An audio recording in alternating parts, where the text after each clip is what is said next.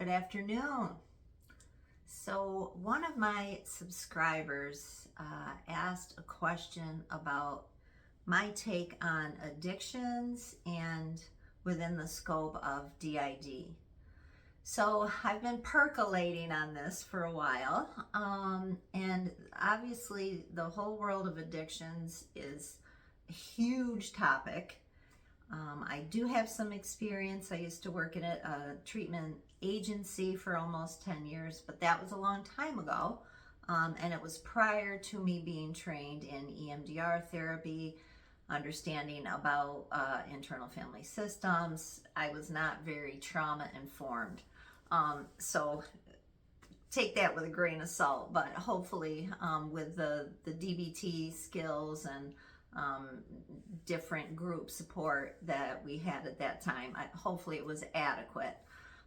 Now, in the scope of how much more we understand about the brain and how trauma impacts the brain, hopefully treatment is also kind of improving. We can be hopeful for that. And I know everybody's experiences are different. And again, let me say, I am only doing this channel, my YouTube videos, to share the information and experiences that I have as a mental health therapist and as a human. So obviously, I do not have all the answers. I don't pretend to have all the answers. I'm just coming from my experience, and if it helps, I'm thrilled about that. I'm also very excited that people are asking questions, and thank you so much for all the comments. So back to the topic at hand. I'm going to come from the lens of addiction, especially I'm going to focus more on alcoholism and also eating disorders. So I'm not really talking about drugs in this video. But my experience is that people with DID, it is possible to maintain recovery. So let's talk about alcohol. Alcohol use obviously can lead us down a horrible path and ruin lives and cause death and destruction. But I do know that it's possible for somebody with DID to maintain a recovery program. And this is a recovery program where they're not alone. They're not talking about their DID per se, but they're in like the support of AA or sponsorship.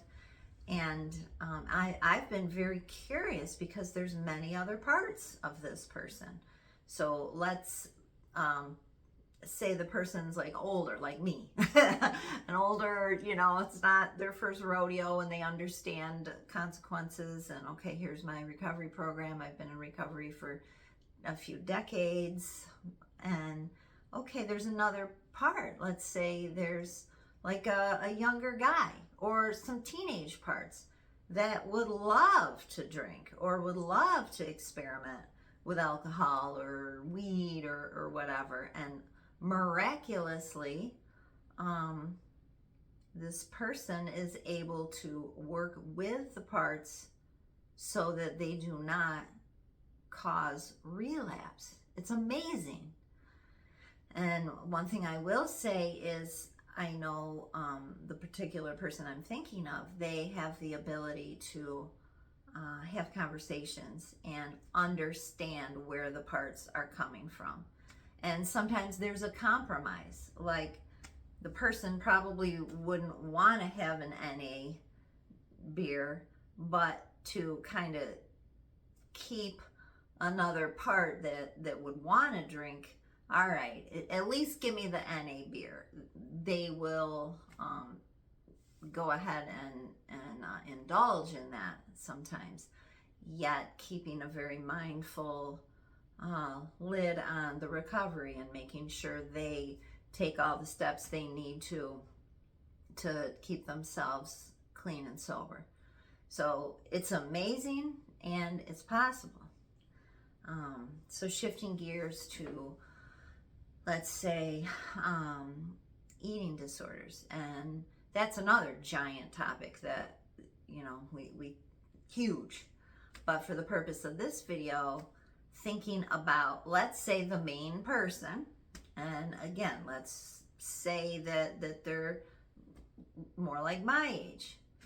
They understand that lots of candy and binging lots of you know, what we would call junk food isn't good for them. It's not healthy for them.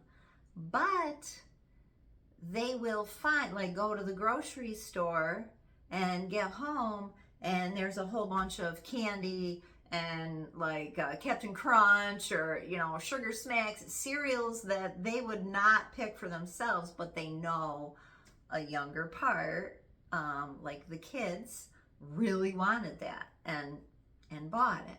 So I'm just wondering if many of you guys experience that, where you're trying to be healthy and then the different parts of you, hello, we want a bunch of Easter candy.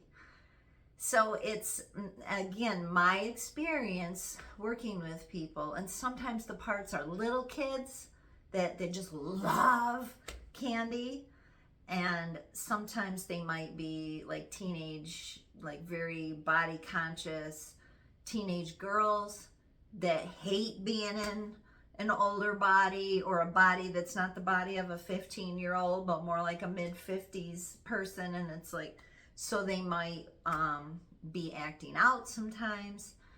Again, I can't stress enough how everybody is so different, but with those parts, to talk to them. Sometimes it's very possible for the main person to talk to them. Sometimes it's something that in therapy I assist them with, because there may be a rift between the main person and their part, or even between some of the parts in the internal parts. So I can sometimes be a helper in the communication and really listen to what the part might be saying, and then give that part some education. Like it would be age appropriate. So if it's like a little kid that just wants tons of candy, it's like, yeah, I love candy too. And, you know, just like you would say to an 8-year-old, you know, let's try to balance this. Let's eat our vegetables and our salad, and then we can have the candy for dessert, instead of like, oh, I need the whole bag. So kind of working with the part, helping them have age appropriate behaviors internally. The other thing I was thinking about, I get all my best ideas when I'm running. I like to run, so this morning I was out running. And I thought, you know what, one thing I do want to bring up and share with you guys is there's lots of questions about internal family systems, IFS. And sometimes it works for people with DID, and sometimes it's like, no, or even offensive, like the littles don't want to be called exiles. I'm very much here. I'm not an exile, so, you know, it doesn't work for me. So and I don't know if anybody else is looking at things this way, but in the parts even, there are manager and firefighter parts. So just a quick review with IFS, internal family systems. Exile parts are the parts that are exiled because they're carrying the trauma stories or the painful emotions. The system doesn't want them to get hurt again, or doesn't want the system to go out of balance, so they get exiled back, but they're still there and they're listening lots of times and they're responding, and sometimes we have $100 reactions. It's cause of exile parts. The next layer are managers, and they're like trying to make things look okay and try to keep control somehow. We need them, but sometimes they get overboard and are a little too perfectionistic or a little too controlling. And then the last layer of defense are firefighter parts. And firefighters are the ones that all out, we are shutting this down. If what's coming at me is too overwhelming, or if I'm afraid, or it feels like the exiles are getting too activated, firefighter parts is shut it down.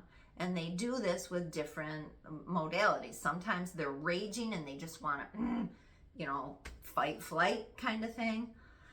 Sometimes and that's why I'm bringing this up. Sometimes the firefighter parts are the ones that are in the realm of addiction. They're using drugs, they're drinking, they're self-medicating with food or scrolling too much, whatever it is, just to get out of the feelings. And again, my experience is different parts of people, internal parts, they also have their own firefighters or their own managers.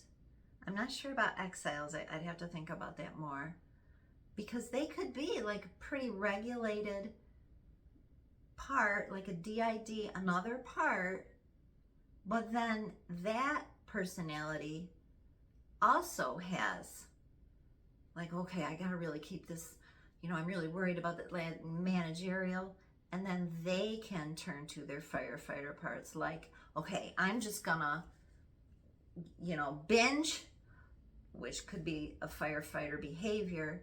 And on the other side of that, some of like what I was saying earlier, the teenager parts that want to be really, really skinny, they might, I'm going to take a bunch of diet pills and I don't care what they say. Or I'm acting out because they are not taking care of themselves. So I'm just going to, take a whole bunch of pills. So I guess I am talking about drugs in that context. Over exercising. And self-injury too. I don't know if you would put that in the addiction. It can be very addictive. And the parts can have a firefighter part of them that might do some self-injury, like cutting or something like that. So it's complicated, isn't it? And again, I don't have all the answers, but these are just things that I have observed and just wanted to share those observations. And if they resonate with you and help you know, wow, yeah, I do that, or I'm not alone, or even if it's hard for you to like put into words some of the things you might experience, that hopefully this could be helpful. And if it is, it'd be great if you wanted to share the information if you think it's important. But again, thanks so much for being here, and love the comments and suggestions, and I do my best. I can't possibly do a video on everything, and I don't have the expertise to even do it on some of the things people are asking of me. But if I feel I do have experience or thoughts on it, I'll absolutely do a video. So I hope you have a good rest of your day, and thanks for tuning in.